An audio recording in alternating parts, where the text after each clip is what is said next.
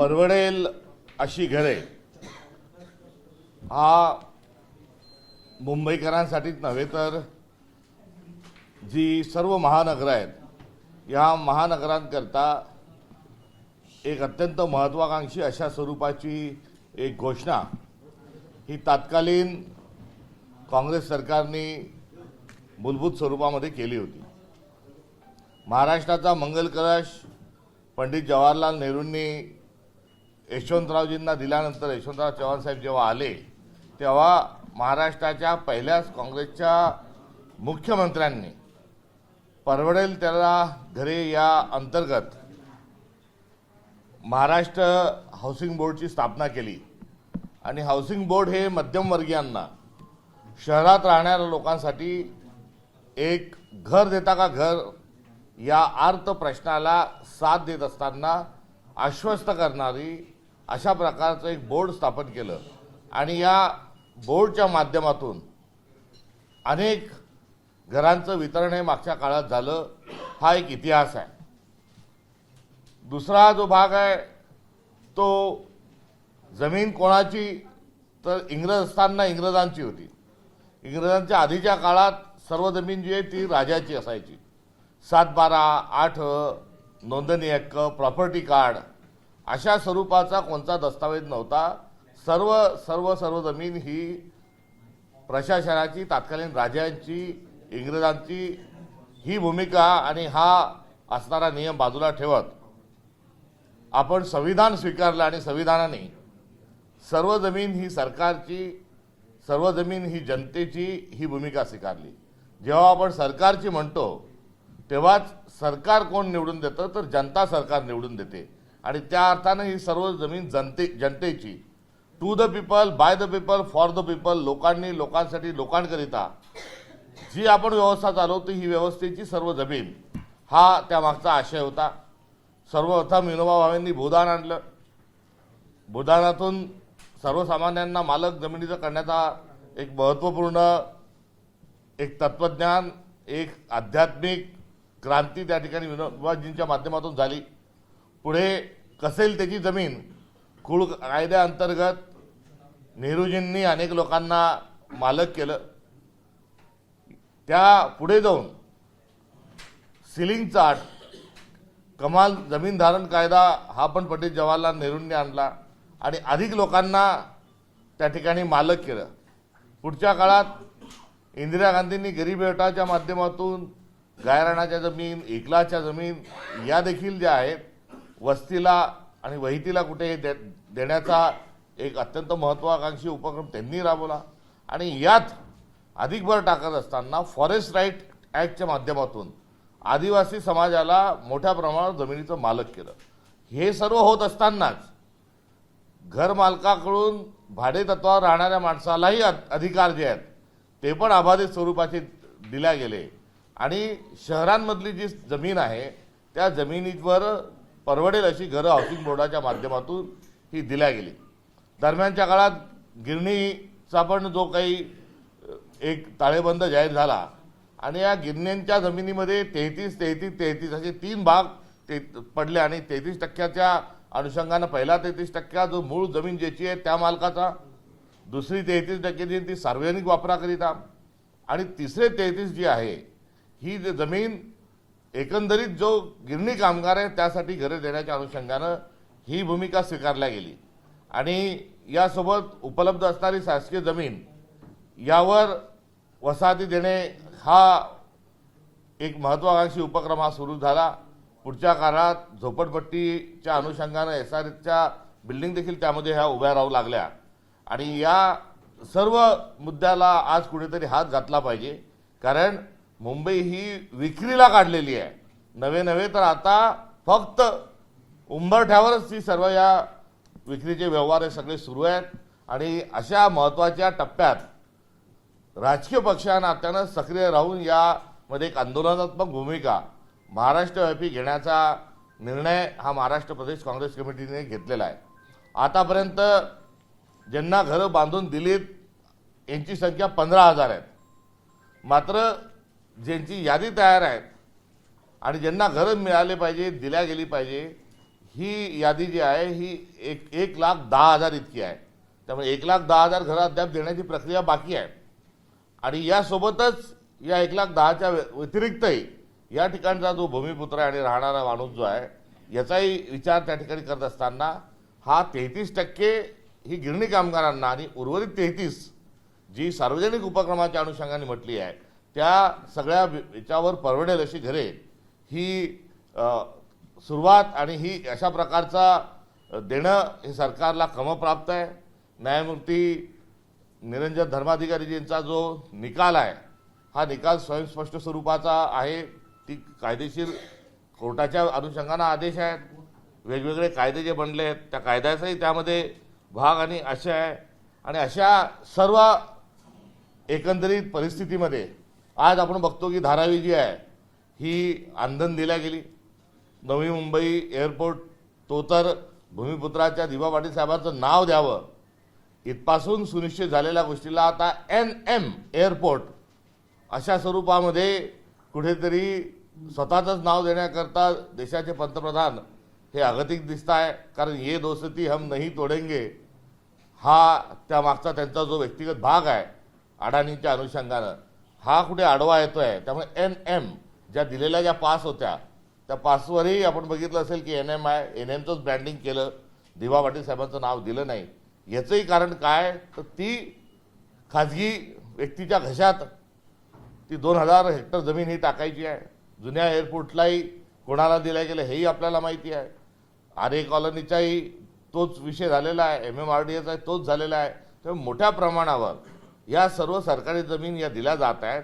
तर ज्या 33% सार्वजनिक उपयोगाच्या म्हणून ज्या आहेत त्या आता बिल्डरच्या घशात टाकण्याचा जो एक प्रयत्न आहे. देशाच्या पंतप्रधानाचे 2 लाडले जसे उद्योगपती आहेत, 2 सेठ आहेत, तसं महाराष्ट्राच्या मुख्यमंत्र्यांना आता मुख्यमंत्री पदावर आता झोका घेता घेता आता त्यांना पंतप्रधान पदाची स्वप्न पडायला लागली आहेत.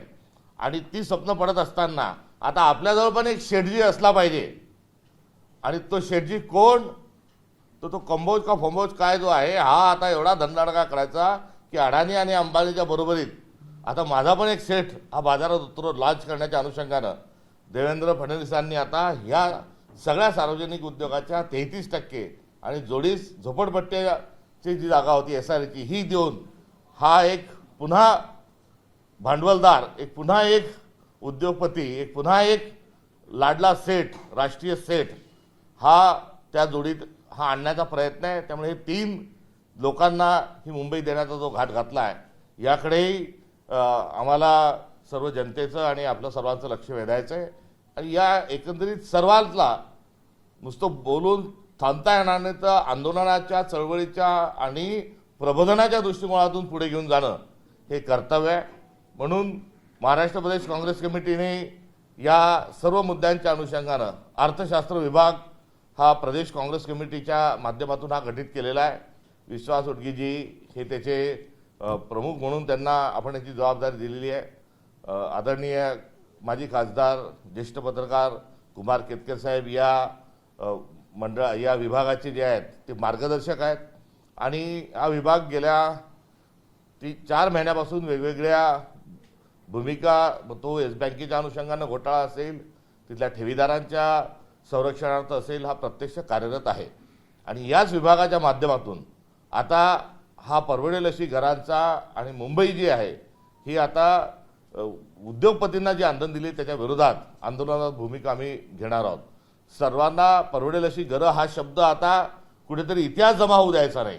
आपल्या एकीकडे जाज्वल्य स्वरूपाचा इतिहास आहे तर दुसरीकडे अधिकाराच्या हक्काला तिरांजली देत आता जिसके हात में दंडा उसकी भैंस अशा स्वरूपामध्ये जे प्रशासन हाकण्याचा प्रयत्न देवेंद्र फडणवीस करत आहेत याचा आम्ही निषेध करतो. आणि एकंदरीत प्रत्यक्ष या संदर्भामध्ये केस टू केस आणि एकंदरीत त्या भूखंडनिहाय आम्ही संपूर्ण महाराष्ट्रात जो हा मुंबईपुरताच हा प्रश्न नाही तर मुंबईच्या सोबतच NTCच्या अनुषंगानं ज्या मिल आहेत त्या ज्या ज्या ठिकाणी आहेत त्याही ठिकाणी हा लढा आमचा सुरू राहणार आहे. आणि या सर्वांच्या अनुषंगानं आम्ही पहिली परिषद या विषयाच्या अनुषंगानं पहिली परिषद येणाऱ्या 12 ऑक्टोबर रोजी टिळक भवन या ठिकाणी दुपारी 3 वाजता या संदर्भात आमची एका परिषदेचे आयोजन केलेलं आहे आणि ही पक्षीय फक्त न ठेवता यामध्ये 25 वेगवेगळ्या ज्या संघटना आहेत या 25 या ठिकाणच्या कार्यरत असणाऱ्या संघटनांना देखील आम्ही यामध्ये सोबत घेत आहोत। त्यामुळे विखुरलेला लढा हा एकत्रित करण्याच्या अनुषंगानं आणि त्याला राजकीय पाठबळ देत असतानाच ही आमचं सामाजिक उत्तरदायित्वाची भूमिका असल्याच्या अनुषंगानं या एकंदरीत सर्व प्रकरणाला आज पुन्हा एकदा आपल्या सर्वांना मिळून पुन्हा एकदा हा महत्त्वाचा मुद्दा करायचा आहे। यावेळेस जर थांबलो आणि यावेळेस जर आपण हा सर्वांनी मिळून ही लढा जर लढला नाही तर परवडेल त्याला घरं आणि सर्वसामान्यांची मुंबई, भूमिपुत्रांची मुंबई हा शब्द उच्चारता आपल्याला येणार नाही आणि फार मोठी एक ऐतिहासिक चूक ठरेल। त्यामुळे माझं आपल्या माध्यमातून सर्वांना अनुरोध आहे की या लढ्यामध्ये आपण पक्षीय अभिनिवेश किंवा इतर सर्व काही भेद असतील ते बाजूला ठेवून करता सर्वांनी एकत्र येऊन आपल्याला लढलं पाहिजे। माझी माध्यमांच्याही प्रतिनिधींना अत्यंत नम्रपूर्वक अशा स्वरूपाची एक विनंती आहे आणि या जो नंगा नाच जो मुंबईत घातला जात आहे, जी लाडक्या उद्योगपती ठेकेदाराला जी सगळी जमीन त्याच्या घशात घातल्या जात आहे, ही वाचवून ती सर्वसामान्यांना मिळणाऱ्या या लढाईमध्ये जी अनेक घरं 1,10,000 जी वंचित राहिली तिथपासून ते अर्थ स्वरूपाची एक त्यांच्याही माध्यमातून एक हाक आहे की माध्यमांनी देखील या विषयाला एक ऐरवणे आणत असताना एक महत्त्वाचा मुद्दा बनवावा आणि या संदर्भामध्ये एकंदरीत एक श्वेतपत्रिका ही जाहीर करण्यापर्यंत पहिला टप्पा आपण हा साध्य केला पाहिजे। कारण काही भूखंडांवर तर आता ह्या 33% पार्टीचे कार्यालय उभे राहायला लागलेत। आता पार्टीचे कार्यालय हे कसे काय उभे राहू शकतात? ही सार्वजनिक जागेकरता उपयोग काय काय असले पाहिजे। त्यामुळे घरांपर्यंतचा उपयोग जो आहे हा संयुक्तिक आहे। त्यामुळे याकरता माध्यमांकडूनही फार मोठी या संदर्भामध्ये अपेक्षा आहे आणि त्या संदर्भात आपण सहकार्य करावं ही देखील विनंती माध्यमांच्या सर्व सन्माननीय प्रतिनिधींकडून आहे। एकीकडे नागपुरामध्ये ओबीसींचा महायुद्धार पाहायला मिळतोय तर दुसरीकडे मुंबईमध्ये निलेश गायवड शस्त्र परवाना प्रकरण असतात। दोन्ही प्रकरणाकडे कसं बघताय? निलेश गायवाडे जे प्रकरण आहे या प्रकरणामध्ये सरकारने अब्रू जी आहे ही वेशीवर आपली लखतर स्वतः टांगून घेतलेली आहेत। ज्या गायवाडे प्रकरणात बंदुकीचा लायसन देण्याच्या संदर्भात नळी ज्यांच्याकडे गेलेली आहे त्यांचं काही हे पहिलं प्रकरण नाही। स्वारगेटला झालेल्या बलात्काराच्या निमित्तानं हे कदम म्हणतात की किंचाळली असती ती महिला ओरडली असती तर बलात्कार झाला नसता।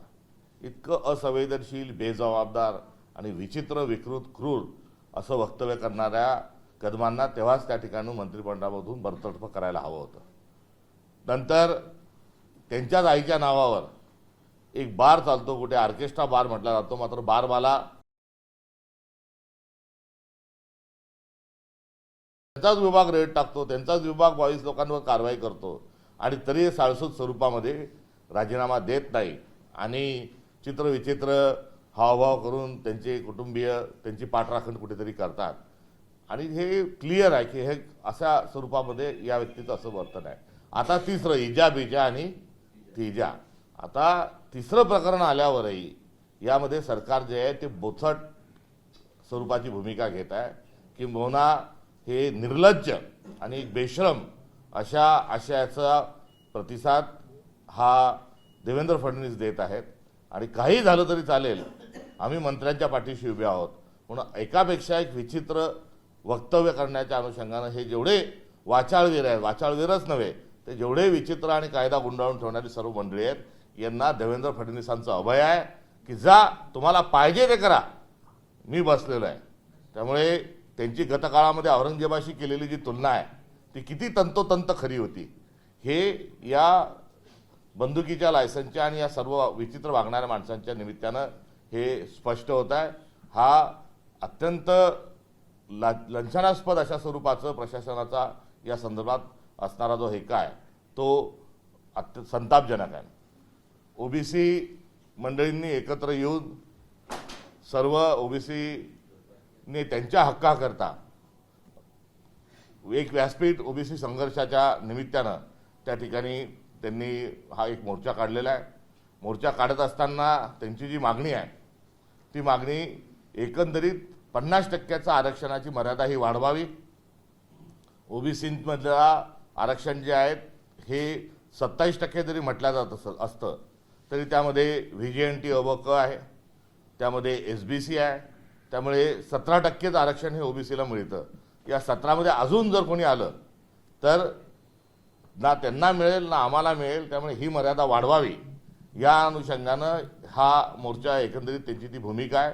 आणि या भूमिकेसोबतच मराठा समाजाला आरक्षण देण्यासंदर्भात कोणाचाही विरोध नाही आणि तो विरोध नसताना आरक्षणाची 50%ची जी मर्यादा आहे ती वाढवावी आणि त्यामध्ये सगळ्यांना त्यांना समाविष्ट करून घ्यावं अशा प्रकारे मागणी ही असताना आणि तशा प्रकारचे प्रयत्न होणं आवश्यक असताना देवेंद्र फडणवीस जाणून बुजून जाती जाती धर्माधर्मामध्ये ही भांडणं लावत आहेत.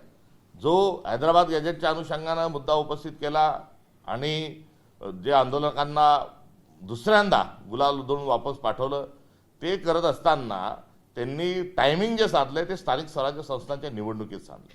म्हणजे निवडणुका आल्या की महाराष्ट्रातलं जातीय राजकारण हे खंगाळून द्यायचं, ते ढळून द्यायचं आणि त्यामध्ये फोडातोडा आणि राज्य करा ही इंग्रज सरकारची असणारी जी भूमिका आहे त्या भूमिकेला भारतीय जनता पक्ष सातत्याने ही त्याचा कित्ता ही गिरवत असते. नव्हे नव्हे तर स्वातंत्र्यापूर्वीच्या काळातही इंग्रजांचेच हस्तक म्हणून वावरल्या मंडळींनी आताही तोडाफोडा आणि राज्य करा अनुषंगानं ते जाणून बुजून अशा प्रकारचा वाद निर्माण करत आहे. हा मराठा आणि ओबीसीच्याच अनुषंगानं निर्माण झालेला वाद नाही तर यावेळेस काही व्हीजेएनटी समाजातील घटक जे आहेत ते आदिवासीच्या अनुषंगानं इतर मोर्चे काढत आहेत. त्यामुळे धनगर बांधवांचाही एक मोर्चा आहे, बंजारा बांधवांचाही एक मोर्चा आहे आणि मायक्रो ओबीसीच्या अनुषंगानं जो पिरीट समाज आहे तो असेल, त्यानंतर इतर नाभिक समाज असेल, अशा समाजाची देखील या अनुषंगानं आरक्षणाची ही मागणी सुरू झालेली आहे.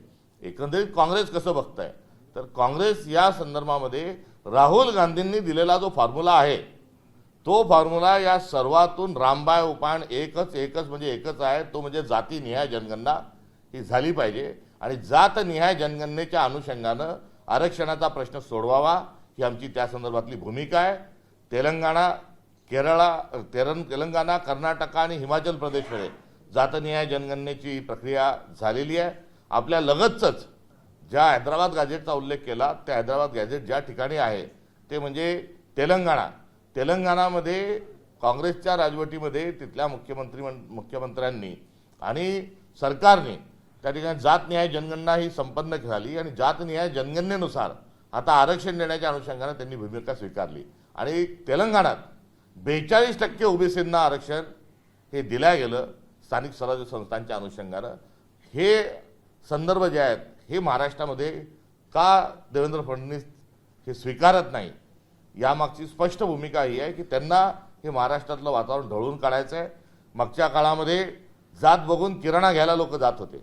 आपल्याच जातीच्या माणसाकडून किराणा घ्या, आपल्याच जातीच्या माणसाच्या दुकानातून कपडे घ्या. एवढंच नाही तर शाळेत मुलगा पाठवायचा आहे तर शैक्षणिक संस्था जी आहेत ती संस्था चालक आपल्याच जातीतील त्या शाळा कॉलेजमध्ये मुलं टाकण्यापर्यंत तर गावामध्ये आध्यात्मिक काही प्रसंगाच्या निमित्तानं त्या जातीचेच जे आहेत आध्यात्मिक पुरुष बोलवण्यापर्यंतचा गेलेला टप्पा आपल्या सगळ्यांच्या नजरेपुढे आहे. संतोष देशमुख यांची झालेली हत्या त्या अनुषंगानं आपल्या सर्वांच्या डोळ्यात अंजन घालते आणि एवढं स्पष्ट चित्र असताना देवेंद्र फडणवीस हे भांडणं लावून देतात आणि जशा दत्तूराम गोडसेंनी शांत डोक्याने महात्मा गांधीजींचा खून केला तशा शांत पद्धतीनं देवेंद्र फडणवीस जे आहेत हे भांडणं लावतात आणि बाजूला उभे राहतात आणि या सर्वांमध्ये त्यांनी हा खेळ खेळू नये आणि लवकर जातनिहाय जनगणना करून आरक्षणाचा प्रश्न हा सोडवावा ही काँग्रेस पक्षाची मागणी आहे आणि भूमिका आहे. सर, राधाकृष्ण विखे पाटलांनी टीका केलेली आहे ओबीसीच्या मोर्चावर. त्यांनी असं म्हटलं की तुम्ही आंदोलन करता का, तुमच्या वेळेला आम्ही मराठ्यांनी ऑब्जेक्शन घेतलेलं का? त्यांनी मागच्या वेळेस आता आझाद मैदानात जे जाऊन त्यांनी सांगितलं होतं त्या सगळ्या त्यांच्या आश्वासनाची त्यांनी पहिले पूर्तता करावी. यावेळेस ज्यांना या भ्रम निर्माण करण्याची जी जबाबदारी दिलेली आहे आणि वटाण्याच्या अक्षदा लावण्याची जी जबाबदारी दिलेली आहे ती राधाकृष्ण विखे पाटील साहेबांना दिलेली आहे आणि त्यांनी या निमित्तानं त्या ठिकाणी एक जी केलेली मराठा समाजाची जी फसवणूक आहे ही लवकरच स्पष्ट झाल्याशिवाय राहणार नाही. त्यामुळे त्यांना या संदर्भामध्ये भांडणं लावण्याकरता नियुक्त देवेंद्र फडणवीस सरकारने केलेलं आहे आणि त्यानुसार ते भांडणं लावायचे कामं करतात आहेत.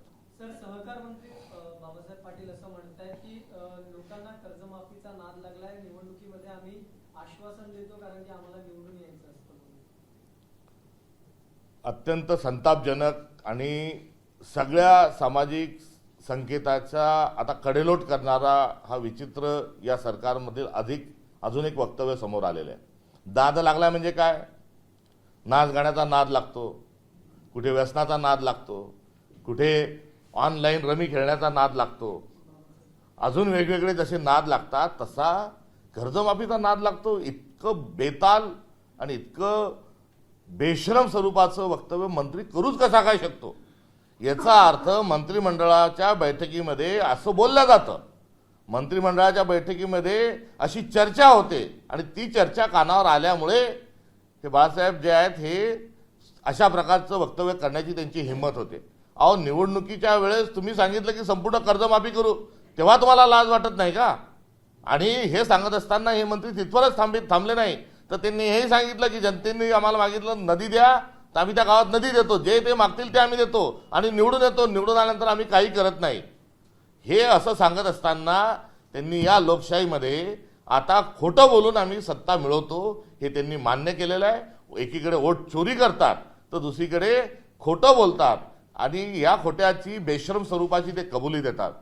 आणि आज शेतकरी हा नागवल्या गेलेला आहे. आसमानी आणि सुलतानी या दोन्ही संकटांमुळे शेतकरी संकटात आहे. त्याला धड अनुदान मिळत नाही. हेक्टरी 50,000 रुपये दिले पाहिजे, ती दिले जात नाही. मुख्यमंत्री देवेंद्र फडणवीस हे नरेंद्र मोदी येत असताना शेतकऱ्यांचं आंदोलन झालं नाही पाहिजे, शेतकऱ्यांचा आवाज दाबण्याच्या अनुषंगानं खोटं बोलतात, एक खोटं पॅकेज जाहीर करतात आणि त्या पॅकेजमध्ये विम्याचे पैसे असतात, पीक विम्याचे पैसे असतात, जनरल इन्शुरन्सचे पैसे असतात आणि ती गोळाबेरीज करून एक धुंद तयार करतात, एक धुकं तयार करतात, एक पॅकेज जाहीर करतात. त्या पॅकेजमध्ये काही नाही आणि त्या पॅकेजमध्ये काही हातावर तुम्ही तरी दिल्या. शेतकऱ्यांना कर्जमाफीच्या अनुषंगाने आपण काही बोलायला तयार नाही आणि या जखमेवर मीठ काय चोळता? तर या जखमेवर मीठ असं चोळता की अशा प्रकारची जी वक्तव्य आहेत त्या वक्तव्य करत असताना आम्ही थोतांड आहोत आणि आम्ही जुमलेबाज आहोत हे एकीकडे त्यांनी मंजूर केलेलं आहे. मात्र शेतकऱ्यांची कर्जमाफी केल्याशिवाय आम्ही स्वस्थ बसणार नाही. आज महाराष्ट्रातल्या तालुक्यामध्ये काँग्रेसचा कार्यकर्ता आक्रमक आहे, मोर्चे काढत आहे आणि कर्जमाफी करता आम्ही या सरकारमधल्या मंत्र्यांना सळो पळो करून सोडणार आहोत. आम्ही इशाराही यापूर्वी दिलेला आहे की 50,000चं पॅकेज द्यावं, कर्जमाफी द्यावी अथवा मंत्र्यांना आम्ही महाराष्ट्रात फिरू देणार नाही. या निमित्तानं आमचं वक्तव्य, आम्ही केलेला दावा आणि आमची घेतलेली भूमिका ही किती योग्य होती हे त्यातून दिसतं. त्यांच्या वक्तव्याचा आम्ही या ठिकाणी तीव्र शब्दात निषेध करतो आणि ताबडतोबीनं योगेश कदम आणि जे काही वात्रट पाटील जे आहेत यांना मंत्रिमंडळातून ताबडतोब काढून टाकावं. जर संवेदनशील सरकार म्हणत असेल ना खाऊंगा ना खाणे दूंगा हा नरेंद्र मोदींचा कित्ता जर देवेंद्र फडणवीसांना खरंच गिरवायचा असेल, या दोघांना तात्काळ स्वरूपामध्ये मंत्रिमंडळातून बरखास्त करा. महापालिका आणि जिल्हा परिषद निवडणुकीसाठी अर्ज मागवले आहेत पक्षाकडून, इच्छुक उमेदवारांकडून. याचा अर्थ तुम्ही एकटं लढण्यासाठी तयार आहात का? महाविकास आघाडी याच्यापुढे कुणीही नाही, शिल्लक राहिली असं म्हणायचं का? निवडणुकांच्या अनुषंगानं तयारी करत असताना संघटना बांधणी हा देखील एक आमचा महत्त्वाचा टप्पा आहे. आम्ही एक राजकीय पक्ष आहोत आणि राजकीय पक्ष असताना इंडिया अलायन्स जो आहे हा आज रोजी महाविकास आघाडीचं जी 2019ला गठीत झाली होती ती पुढच्या काळामध्ये इंडिया अलायन्स झालं. त्यामुळे आज आम्ही इंडिया अलायन्स म्हणून आहोत आणि या इंडिया अलायन्सच्या अनुषंगानं आमचे मित्रपक्ष देखील आहेत. निवडणुकीच्या अनुषंगानं स्थानिक स्वराज्य संस्थांच्या स्थानिक पातळीवर निर्णय हे घेण्यात येतील. मी हे गत 5 महिन्यापासून सातत्याने सांगत आहे. त्या अनुषंगानं संपूर्ण महाराष्ट्रातल्या जिल्हानिहाय आढावा बैठका या झालेल्या आहेत आणि त्या आढावा बैठकीच्या अनुषंगानं कोण कुठे उमेदवार हा आमच्याजवळ लढण्याकरता तयार आहे, कोणाची इच्छा आहे, हे सर्व अर्ज येणं आणि त्या प्रक्रियेला आम्ही राबवणं हे क्रमप्राप्त आहे. एकंदरीत एवढ्या मोठ्या महाराष्ट्रात संपूर्ण आणि एकामागे एक निवडणूक आहेत. जिल्हा परिषदेच्या आहेत, पंचायत समितीच्या आहेत, महानगरपालिकेच्या आहे, नगरपालिकेच्या आहे, ग्रामपंचायतच्या निवडणुका आहेत, त्याचा जरी आम्ही पक्षावर लढत नसलो तरी ते एकामागे एवढ्या निवडणुका होत असताना पक्ष म्हणून आमची तयारी असणं आवश्यक आहे. आणि कार्यकर्त्यांचा उत्साह आणि निवडणूक लढण्याच्या अनुषंगानं त्यांचा जो आग्रह आहे त्या अनुषंगानं आम्ही सर्वांचे अर्ज मागवलेले आहेत. आणि जिल्हा पातळीवर ह्या सर्वांची छाननी होऊन त्या ठिकाणी आघाडीच्या युतीच्या संदर्भात आमचं स्थानिक जे तिथलं युनिट जे आहे हे या संदर्भामध्ये निर्णय घेणार आहे. आणि त्यांच्या निर्णयाच्या पाठीशी उभं राहण्याची भूमिका ही महाराष्ट्र प्रदेश काँग्रेस कमिटीने घेतलेली आहे. सर, छठ पूजेसाठी भाजपकडून जोरदार तयारी केली जात आहे. जे नॉन महाराष्ट्रीयन वोटर्स आहेत त्यांना आपल्याकडे खेचण्यासाठी सगळे प्रयत्न केले जात आहेत आगामी पालिका निवडणुकीसाठी. वरह पूजन आत्ताच त्यांचं संपन्न झालेलं आहे. आता त्या वरण पूजनाचाच जो भावार्थ होता त्या वरह अवताराच्या पूजनाच्याच अनुषंगानं आता छठ पूजेचं आयोजन जर करत असतील तर त्यांचं त्यामागचा काय कारण आहे हे कारण जनतेने समजून घ्यावं. जो बहुरूपी असतो, विविधता में एकता ही भारत की विशेषता हे सांस्कृतिक मूल्य भारताच्या संविधानाने शिरसावंद मानलं. आणि त्यानुसार अभिव्यक्तीचं स्वातंत्र्य देत असताना आपण सगळ्यांनी हातात हात घालून गुन्ह्या गोविंदांनी भारतात राहावं ही भूमिका आहे. मात्र एकीकडे पोलरायझेशन करायचं, एकीकडे जातीच्या, धर्माच्या, पंथाच्या, भाषेच्या, प्रांताच्या नावावर राजकारण करायचं आणि दुसरीकडे विविधतेचा आदर करतो असं दाखवायचं, हा त्यांचा बहुरूपीपणाचा एक अंक हा त्यांच्या या एकंदरीत उत्साहाच्या अनुषंगानं समोर येत आहे. क्या राज ठाकरे को एनडीए में शामिल करेंगे? इंडिया अलायंस जो है वो इंडिया अलायंस राष्ट्रीय स्तर पर कार्यरत है. और किसी दल की देश भर में या महाराष्ट्र में इस प्रकार की मंशा है तो इंडिया अलायंस के कन्वीनर के साथ बातचीत हो सकती है. हम आगामी चुनाव में इंडिया अलायंस के जो पार्टनर्स हैं, इंडिया अलायंस के जो घटक हैं, उनके साथ हमारी स्थानिक जो यूनिट है उनके साथ बात करेंगी. जो इंडिया अलायंस में आएंगे उसके साथ बात होगी. गेल्या काही दिवसांपासून जे आहे ते दोन्ही ठाकरे बंधू त्यांच्या भेटीगाठी सतत वाढत आहेत. संजय राऊत हे सुद्धा राज ठाकरे किंवा एकूणच मनसेबद्दल त्यांच्या पॉझिटिव्ह कमेंट्स येत आहेत. आज ठाण्यामध्ये सुद्धा मनसे आणि उद्धव ठाकरे यांच्या शिवसेनेची पत्रकार परिषद एकत्रित मुद्दे घेतात. अशामध्ये इंडिया आघाडीचा येत्या काळामध्ये मनसे हा भाग होऊ शकते का? कारण पालिकेच्या निवडणुका आहेत किंवा या संदर्भात काही वरिष्ठ पातळीवरती चर्चा सुरू आहे. इंडिया अलायन्सच्या पार्टनरच्या सोबत आघाडी ही आमची संपन्न होऊ शकते. या संदर्भात अधिकार कुठे दिले आपल्याला सांगितलेलेच आहे. इंडिया अलायन्समध्ये जे पार्टनर नाही त्या पार्टनरसोबत डायलॉग करण्याची कुठलीही आवश्यकता नाही आणि अनुषंगाने नव्या भेटूची गरज नाही. हे यापूर्वी प्रदेश काँग्रेस कमिटीचं असणारं जे वक्तव्य आहे हे याच विचाराच्या अनुषंगाने आहे. इंडिया अलायन्समध्ये कोण कोण घेतला जाणार आहे आणि इंडिया अलायन्समध्ये कोणाला जायचं आहे या दोन्हीचे निर्णय राष्ट्रीय पातळीवर होणार आहे. त्यामुळे ही चर्चा इथे त्या चर्चेला वारंवार आपण उकळी आणत असताना एकदा ज्यांना इंडिया अलायन्समध्ये जायचं आहे त्यांनी आपली पहिलीच भूमिका स्पष्ट करावी आणि इंडिया अलायन्स त्या अनुषंगानं ज्या काही सूचना देतील किंवा इंडिया अलायन्समध्ये सहभाग झाल्यानंतर त्या अनुषंगानं त्याची अंमलबजावणी जिल्हा पातळीवर आणि विभाग पातळीवर करता येईल. महाराष्ट्रात दुष्काळ परिस्थिती आहे, ओला दुष्काळ, संपूर्ण शेतकरी उद्ध्वस्त झालेला आहे आणि अशा वेळेला क्रीडा मंत्री माणिकराव कोकाटे दुबई कतारच्या दौऱ्यावर क्रीडा संकुलाचा अभ्यास करायला जातात. त्यांचा एकंदरीत आपण जर इतिहास बघितला तर एक शेतकऱ्याची भिकाऱ्याची तुलना करणे, 1 रुपया भिकारी घेत नाही मात्र आम्ही तुम्हाला 1 रुपयात योजना देतो, इथपासून सुरू झालेला जो आता प्रवास आहे हा आता आंतरराष्ट्रीय स्तरावर कुठेतरी उलालोलाला ओलेलो करण्याकरता हा रवाना झाल्याचा हा आढळून येतो. व्हाया शेतकऱ्यांना आम्ही कर्जमाफी देतो, शेतकरी कर्जमाफी घेतो आणि मुलींचे लग्न करतो, साक्षगंध करतो, पैसे उडवतो. ढेकळांचा सर्वे करायचा का?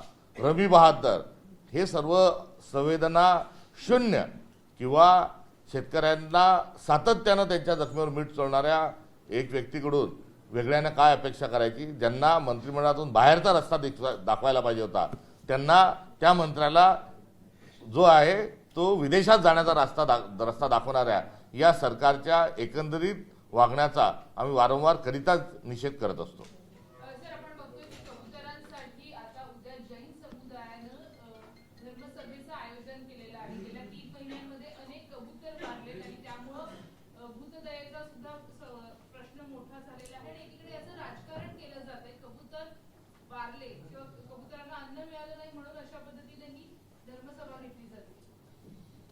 जर अशा प्रकारची धर्मसभा जर घेतल्या जात असेल तर त्या सभेमध्ये व्यापक चर्चा व्हावी ही माझी अपेक्षा राहील. कारण भगवान महावीरांनी जो विवेकावर विनयावर आधारित जैन धर्म जो स्थापन केला त्यामध्ये विवेकपूर्ण चर्चा ही त्या ठिकाणी संपन्न निश्चित होईल. एवढंच नव्हे तर महात्मा गांधींनी जे सर्वोदय नावाचं जे सूत्र स्वीकारलं ते सर्वोदय सूत्र हे देखील महावीरांच्याच तत्वज्ञानातून आणि जैन धर्मातूनच कुठेतरी आलं होतं. त्यामुळे त्या सर्वोदय या संकल्पनेच्या आणि विवेकाच्या आधारावर तिथे चर्चा होईल अशी मी आशा बाळगतो. एवढंच नव्हे तर जैन धर्म जो स्थापन झाला तो स्थापन होत असताना जी समाजातली स्पृश्य अस्पृश्यता आहे त्या विरोधात भगवान जैनांनी हा धर्म त्या ठिकाणी स्थापन केला. चतुर्वर्णामध्ये एक जात देवाच्या तोंडातून आली, एक जात हातातून आली, एक जात पोटातून आली, एक जात पायातून आली. हे याचा निषेध करत याला नाकारत मानव जातीवर दया सर्वांनी करावी, पृथ्वीवर दया करावी. छोट्यात छोटा जो जंतू आहे त्यालाही जगण्याचा अधिकार आहे हे देखील जैन धर्माचं तत्वज्ञान आहे. त्यामुळे एकंदरीत मनुस्मृतीच्या विरोधात जैन धर्म हा कुठेतरी तत्वज्ञानाच्या दृष्टिकोनातून हा उभा ठाकला आहे. आणि आज या मनुवादाचं प्रतिबिंब बंच ऑफ थॉट नावाच्या ग्रंथात राष्ट्रीय स्वयंसेवक संघाजवळ एकटलं आहे. त्यामुळे आज या तत्वज्ञानाला देखील आपला सर्वांचा विरोध आहे. चर्चा अपेक्षा या निमित्ताने या ठिकाणी बाळगतो. त्यामुळे जैन धर्म समाज हा अहिंसेवर आधारित आहे आणि गांधींनी तीच अहिंसेचं सूत्र हे काँग्रेसच्या माध्यमातून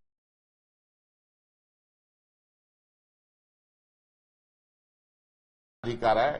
त्यामुळे या संदर्भात गतप्राण झालेल्या कबुतरांच्या संदर्भात संवेदना ज्या व्यक्त होत आहेत त्यासोबतच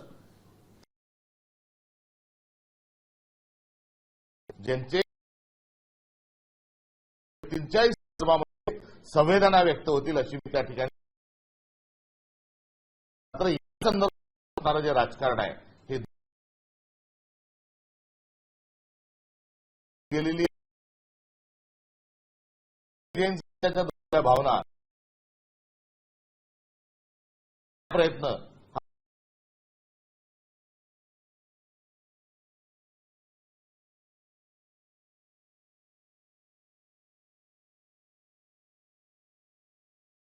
टावर नावाचं एक टावर हे लोढाजींनी या सर्व कबुतरांच्या करता उपलब्ध करून द्यावं अशी देखील चर्चा या धर्मसभेमध्ये होईल अशी मी आशा बाळगतो. विजय वडेट्टीवारांनी एक महत्वाचा त्या ठिकाणी जीआर हा मागे घेतला जात नाही तोपर्यंत आंदोलन हे सुरू ठेवणार आहे.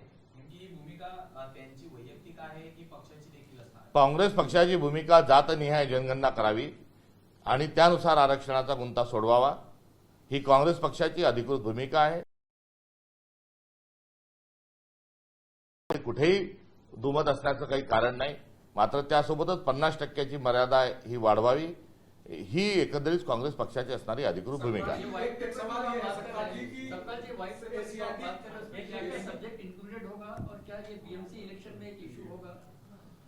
देखो बीएमसी चुनाव में तो इशू होगा ही होगा या नहीं होगा मुझे पता नहीं, मगर ये कोई शॉर्ट टर्म मामला नहीं है.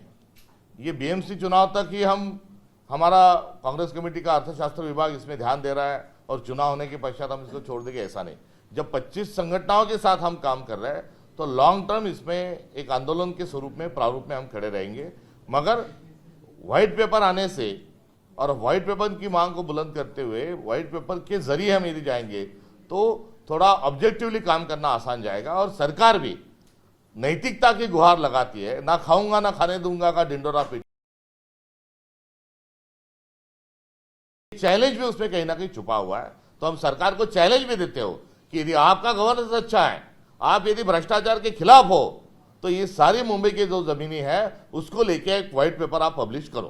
सकपाल जी, एक सवाल ये है खासकर एशियाटिक लाइब्रेरी को लेकर के एनडीए और यूपीए दोनों तरफ से काफी ज्यादा दबाव डाला जा रहा है. बीएमसी चुनाव के पहले एशियाटिक लाइब्रेरी पर दोनों ही पार्टियों की तरफ से कोशिश की जा रही है. क्या है पूरा मामला और उसको लेने के पीछे क्या वजह है?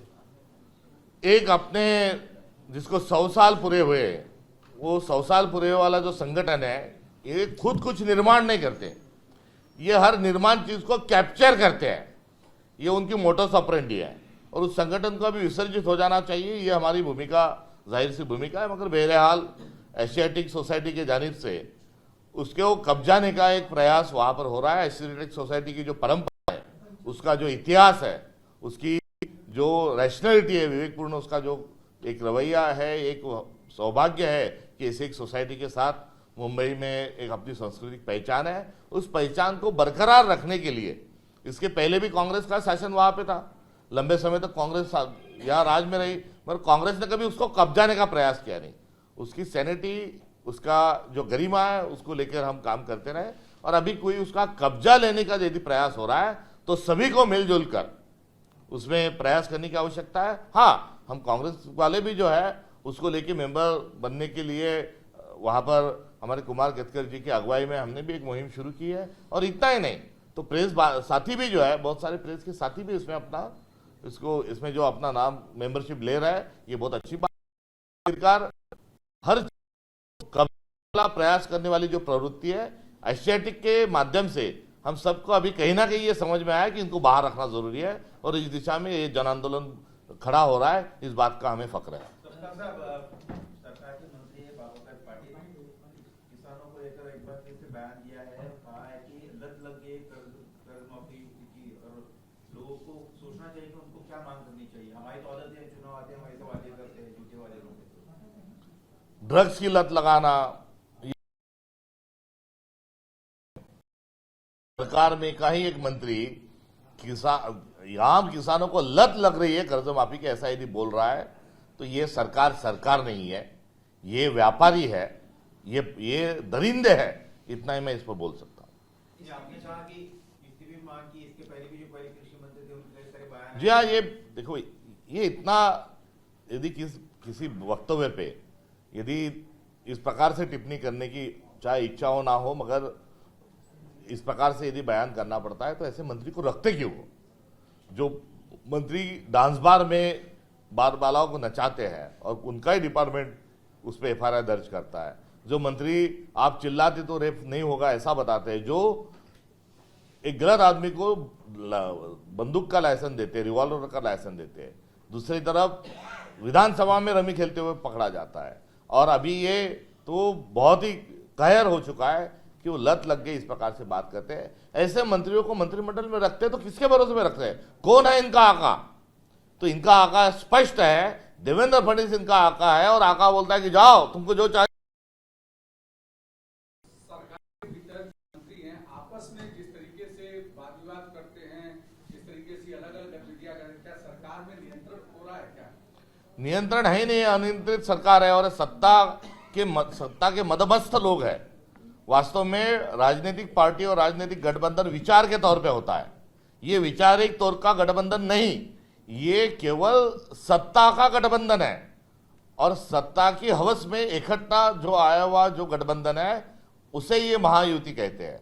और ये केवल सत्ता को हथियाने के लिए और सत्ता पर कब्जा जमाने के लिए आए, इसलिए आए दिन इनका जो गैंग वॉर है वो हमें देखने को मिलता है। इसलिए ये जो सरकार है ये गैंग ऑफ ट्रिपल इंजन सरकार है, इसका जो उल्लेख हम बार बार करते हुए इसलिए करते हैं। आपका गठबंधन, आपकी पार्टियों का गठबंधन हो रहा है क्या, तीनों पार्टियों का? क्योंकि जिस तरीके से बाहर के इंडिया अलायंस अभी राष्ट्रीय स्तर पर अस्तित्व में है। जो महाविकास आघाड़ी थी वो इंडिया अलायंस में वो अपने आप में वो जा चुकी है और इंडिया अलायंस के जो पार्टनर होगी उनके साथ हम अलायंस करेंगे। आपने अफोर्डेबल हाउसिंग की बात की, लेकिन मुंबई में अभी आने वाले दिनों में जो धारावी प्रोजेक्ट है उसको लेकर सरकार कह रही कि इसके पहले की जो सरकारें थी उन्होंने लोगों को मुंबई से भगाया, हम मुंबई के लोगों को वहां पे घर दे रहे हैं, जो वहां पर जीने की स्थिति में होंगे उनको अच्छा घर मिलेगा। लेकिन कांग्रेस उद्धव ठाकरे की शिवसेना इसका विरोध क्यों कर रही है? उनको कांग्रेस को घेरने का और कांग्रेस की तरफ उंगली उठाने का कोई संबंध नहीं। पिछले 11 सालों से नरेंद्र मोदी जी देश के पंतप्रधान बने हुए हैं और अब 2.5 बार मुख्यमंत्री देवेंद्र फडणवीस भी सीएम बन चुके हैं। 2.5 बार इसलिए कह रहा हूं कि 2 बार 3.5 बार वो बन चुके हैं। एक बार बने, फिर कुछ घंटों के लिए दूसरी बार बने, अभी तीसरी बार बने और बीच में उप मुख्यमंत्री भी थे। तो 3.5 बार मुख्यमंत्री रहे हुए आदमी ने अभी दूसरों के पर उंगली दिखाना बंद करना चाहिए। आप क्या कर रहे हो और आप घर के देके दिखाओ ना, कांग्रेस ने क्या किया है उसकी मिसाल इतिहास गवाह है उस बात का। नहीं, आपने जो नई कमेटी बनाई वो क्या धारावी प्रोजेक्ट पे भी काम करेगी क्या? वो महाराष्ट्र भर में, पूरे महाराष्ट्र में ये लड़ाई लड़ने के लिए ये हमारा अर्थशास्त्र विभाग जो है वो कार्यरत रहेगा और इसमें सबका उसमें मदद मिले, सब उसमें का योगदान मिले, ये हमारी आप सबसे उम्मीद है। Thank you, thank you, thank you. ABP माझा, उघडा डोळे बघा नीट।